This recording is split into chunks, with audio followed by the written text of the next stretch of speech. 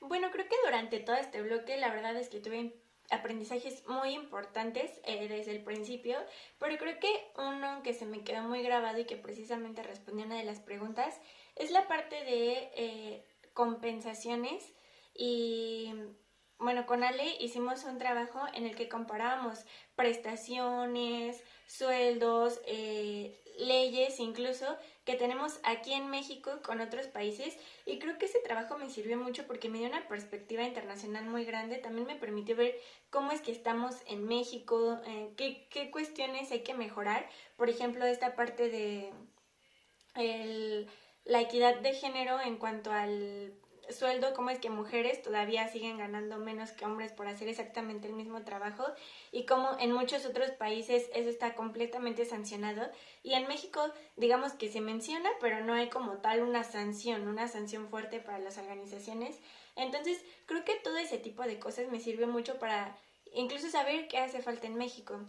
Eh, en cuanto a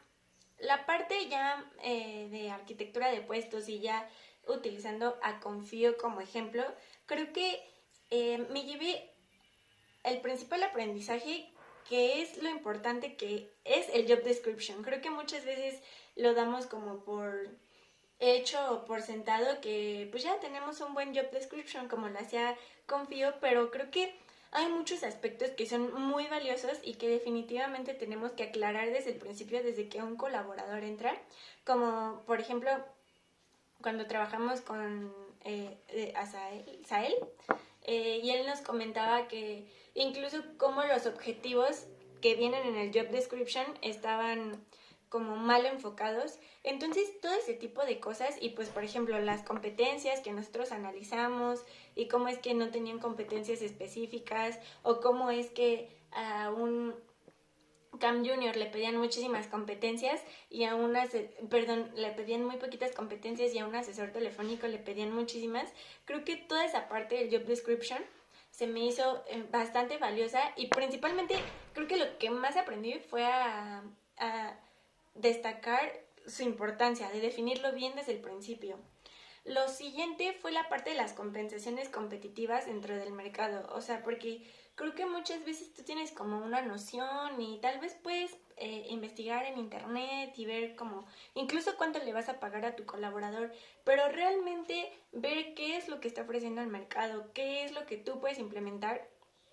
es muy valioso. Bueno, también me gustaría eh, hablar de nuevo sobre la parte de las competencias, lo importante que fueron estas y en el caso de Confío, como es que tenían muchísimas competencias que ya, que incluso yo siento que hasta ni siquiera les tomaban como importancia y por eso tenían tantas. O sea, es como de que, ah, sí, pues tenemos estas básicas y ya. Entonces creo que también, bueno, eso fue parte de mi equipo y creo que Diane nos ayuda mucho como a organizar esta parte y decir, ok, tienes estas competencias principales y luego de esas divide, ¿no? Por ejemplo, por áreas. Nosotros nos enfocamos en el área comercial, pero entonces tienes una competencia principal, pues de ahí se derivan estas otras, ¿no? Y creo que eso fue igual muy importante y fue algo que me hizo mucho sentido completamente. Y pues finalmente me gustaría concluir con esta parte de formar al colaborador. O sea, igual con Confío, creo que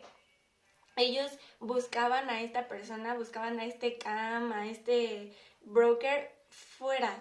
Ellos querían encontrar como a este, como mi compañero Lance decía mucho en la presentación, a este diamante en bruto y encontrarle que inmediatamente se adaptara a la organización y que inmediatamente conectara con la cultura y todas estas cosas. Creo que eh, eso es muy complicado y definitivamente el hecho de que tú formes a tu colaborador en tu empresa, que tú le des como esta oportunidad de crecimiento, que tú le brindes como pues todas estas herramientas para que él se desarrolle y llegue a ser ese CAM que tú estás buscando, pero que ya trae toda esta cultura que tú le diste, creo que eso se me hizo muy valioso, muy padre y creo que fue lo que más destacaría de todo el trabajo que hicimos. Y pues finalmente también esta parte de los trabajos híbridos y cómo es que nos tenemos que ir adaptando. Igual con Ala con Ale platicábamos sobre la adaptabilidad al cambio y lo importante que es, y más en nuestras generaciones, y más en lo que estamos viviendo actualmente, que es la pandemia. Entonces, creo que sí es muy importante saber que este modelo en línea que incluso adaptamos en las escuelas, que muchas organizaciones tuvieron que adaptar, es, es bastante importante, bastante... y se me hace bastante valioso que nosotros tengamos como esta capacidad de adaptarnos, de seguir y pues por supuesto que las organizaciones lo busquen en sus colaboradores, que tengan esta capacidad de adaptarse, de también cómo trabajar en modelos híbridos, porque creo que muchas organizaciones saben que lo tienen que hacer, o, por ejemplo con la pandemia, sabían que tenían que ir adaptándose, pero la realidad es que nunca lo intentaron hasta que realmente se vieron obligados a... Entonces,